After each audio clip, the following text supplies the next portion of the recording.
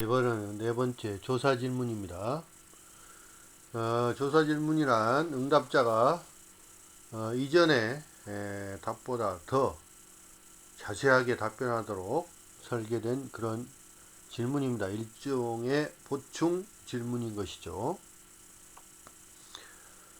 일단 응답자의 최초 반응에 만족하지 않을 경우에 여러 방식으로 그 반응에 대해서 추가 조사를 할 수가 있습니다.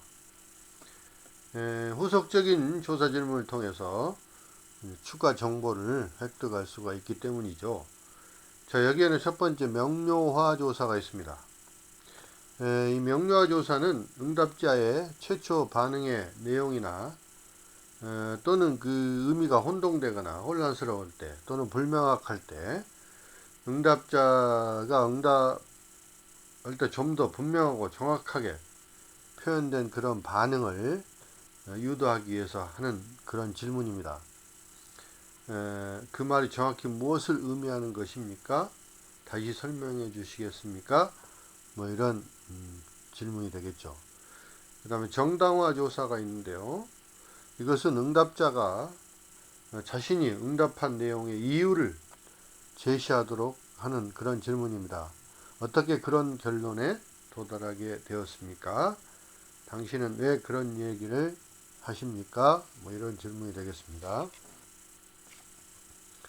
적정성 조사인데요. 이것은 응답자에게 반응의 적정성을 재평가할 수 있는 기회를 제공하는 질문입니다. 예를 들어서 이것이 어제 우리가 얘기했던 것과 어떤 관련이 있지요? 뭐 이런 질문이 되겠습니다. 그 다음에 예시조사가 있는데 이건 처음 상대방이 한 이야기가 모호해서 그 말이 무엇을 의미하는지를 예를 들어 설명해 달라고 요구하는 질문입니다. 응답자의 생각을 좀 더 명확히 이해하는데 도움이 됩니다. 그 이야기에 관한 얘기를 가지고 계십니까? 예를 들려주시겠습니까? 뭐 이런 질문이 되겠습니다. 확대 조사가 있습니다. 토론 중인 주제와 관련해서 응답자에게 최초 반응에 대한 추가적인 정보 제공을 요청하기 위해서 하는 그런 질문입니다. 특히 이제 토론을 원활하게 이끌어 나가기 위해서 응답자의 추가적 반응이 필요하다고 느낄 때 이 확대 조사 질문을 하는 경우가 많습니다. 재미있군요. 좀 더 얘기해 주시겠습니까? 또는 그래서 어떻게 되었어? 더 기억나는 것이 없으십니까? 뭐 이런 질문이 되겠습니다. 그 다음에 정확도 조사가 있습니다. 이 정확도 조사는 응답자의 반응에 잘못이 있는가를 확인하기 위해서 제시되는 그런 질문으로서 응답자로 하여금 필요하다면 기존의 반응을 수정할 수 있도록 기회를 제공해 주는 것입니다. 예를 들어서 이제 법원의 증인신문 같은 반응의 정확성이 절대적으로 필요한 상황이라든지 또는 선생님이 학생에게 하는 질문과 같이 질문자는 이미 정답을 알고 있지만 응답자에게 최초의 반응에 대해서 다시 생각하도록 기회를 주는 그런 상황에서 더욱더 유용하다는 것입니다. 너 그 부분에 대해서 정말 확신하니?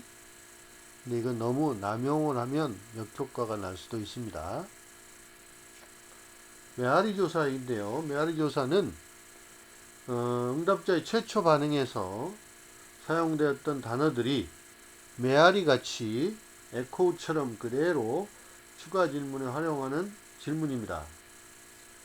메아리 조사는 다양한 인간관계에서 많이 이용이 됩니다. 그가 갑자기 분위기를 잡더니 나를 사랑한다고 고백했어. 그가 너에게 사랑했다고 고백했어? 그렇다니까? 그리고 나서 내 손을 잡고 청혼을 하지 뭐야? 그가 너에게 청혼했어? 뭐 이런 식으로 메아리처럼 이렇게 반복 질문하는 것이죠. 자, 다섯 번째는 이제 수사학적 질문이 있습니다. 이 수사학적 질문은 상대방에게 응답을 기대하지 않는 질문입니다. 그 이유는 뭐냐면 질문자 자신이 질문에 대한 답을 제공하려 하기 때문이거나 또는 질문 그 자체가 하나의 서술문의 의미가 있기 때문입니다. 예를 들면 자녀의 안녕을 바라지 않는 사람이 어디 있겠습니까? 다 자녀의 안녕을 바라는 것이죠.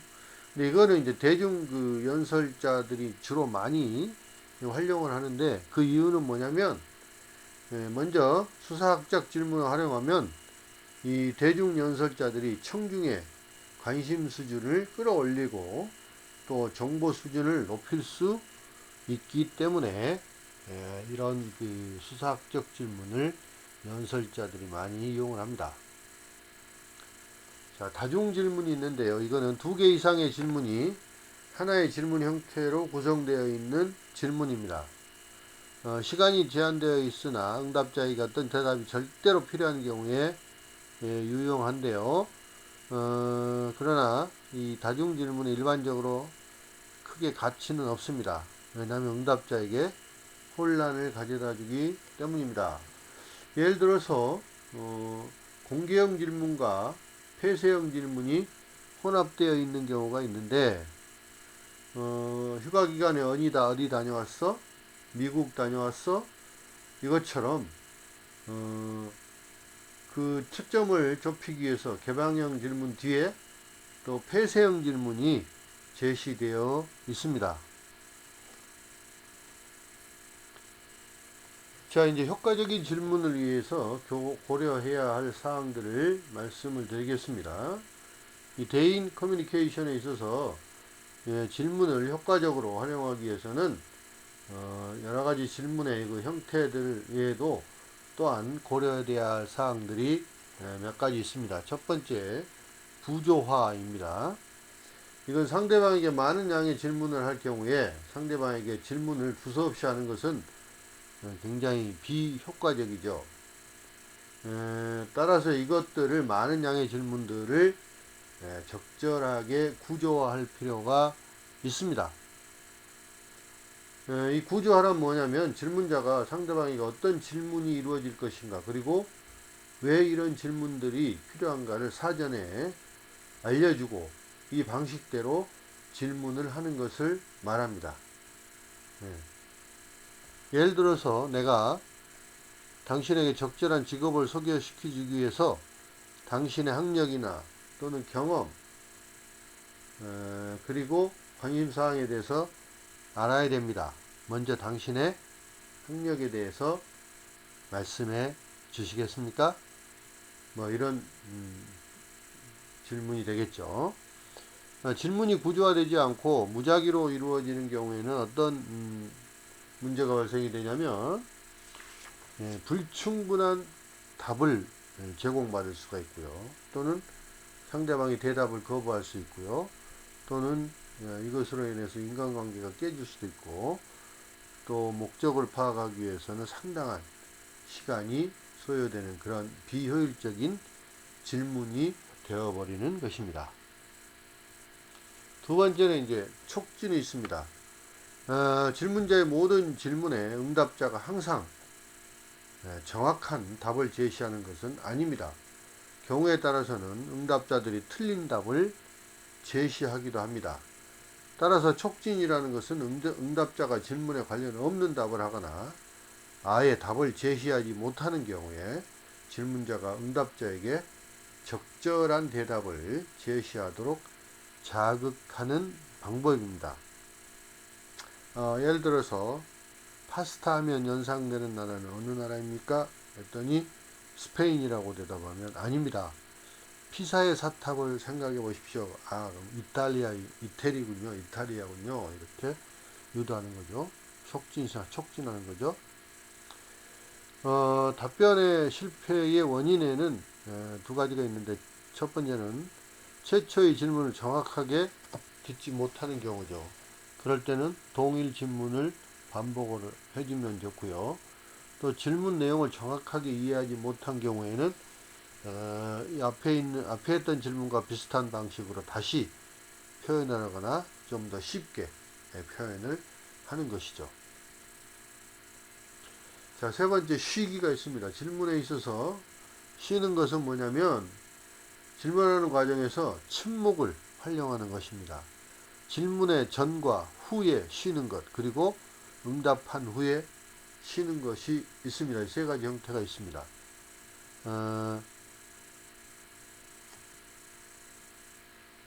질문 전 시기는 청취자의 주의를 환기시키는 그런 효과가 있고요. 질문 후에 쉬는 것은 청취자의 반응이 필요함을 강렬히 심어주는 것이고요. 응답 후에 쉬는 것은 추가적인 이야기가 필요하다는 것을 의미하고 계속 이야기하게 하는 그런 역할을 합니다. 네 번째, 반응입니다. 질문에 대한 응답 또한 여러 가지 형태가 있는데요. 가장 이상적인 것은 상대방이 질문에 대해서 직접적이고 정직한 반응을 보이는 것입니다. 그렇지만 실제 대인 커뮤니케이션에 있어서는 그렇지 못한 경우들이 굉장히 많이 있습니다. 따라서 질문 과정에서 상대방 응답을 평가하고 필요하다면 적절한 조사 질문으로 어떻게 보충할 것인가를 결정을 해야 합니다. 먼저 침묵이 있습니다. 특정 질문에 대해서 응답자는 침묵으로서 아무 이야기도 하지 않는 경우가 있을 수 있습니다. 두 번째는 분명한 응답을 거부하는 경우입니다. 질문자에게 예를 들면 말하지 않겠습니다. 이렇게 명확하게 응답을 거부하는 경우입니다. 관련이 없는 반응입니다. 응답자가 주제를 완전히 바꾸는 경우를 의미합니다. 나이가 어떻게 되십니까? 물어봤더니 오늘 날씨가 매우 좋군요. 이렇게 대답하는 경우죠. 유머입니다. 질문에 유머로 답하는 경우가 있습니다. 거짓말입니다. 응답자가 오답을 하거나 또는 거짓 응답을 하는 경우입니다. 지연작전이 있습니다. 지연작전이라는 것은 어떤 이유이든 간에 응답자가 답변을 하는데 시간을 벌기 위해서 보이는 그런 반응을 말합니다. 이게 전통적인 지연작전의 하나입니다. 교묘히 회피하기가 있습니다. 이건 질문을 대한 그 응답을 하기 싫을 때 질문을 교묘히 회피하는 그런 방법입니다. 대표적으로 질문 자체에 대해서 의문을 제기하는 방법, 또는 질문자를 공격하는 방법, 또는 질문에 대한 답을 이미 했다고 설명하는 방법 등 이 세 가지가 교묘히 회피하기가 있습니다. 그 다음에 선택적인 애매한 표현이 있습니다. 이건 질문에 대해서 응답자가 답변을 하지만 질문에 대한 정확한 답변보다는 응답자가 자기 나름대로 이해하는 방식으로 반응하는 것을 말합니다. 그 다음에 억제하기와 숨기기가 있습니다. 이것은 질문에 대해서 진실을 이야기하기보다는 그 사실을 감추려고 하거나 은폐하려고 하는 경우를 말합니다. 그 다음에 왜곡이 있습니다. 질문자의 그 질문에 대해서 질문자가 원하는 방향으로 또는 사회적으로 바람직한 방향으로 대답하는 경향이 많이 있다는 것이죠. 특히 질문에 대한 응답을 하면서 사람들은 이런 경향을 의식적으로 깨닫지 못하는 경우가 많습니다. 만약에 선거나 독서량 또는 자선액 등에 대해서는 과다하게 응답을 하는 경우가 많고요. 재정 상태나 병이나 이런 불법 행위에 대해서는 과소하게 응답하는 경우들이 많습니다. 이게 왜곡입니다. 마지막으로 직접적이며 정직한 반응이 있습니다. 이것은 응답자가 질문에 대해서 직선적으로 진실을 말하는 것입니다.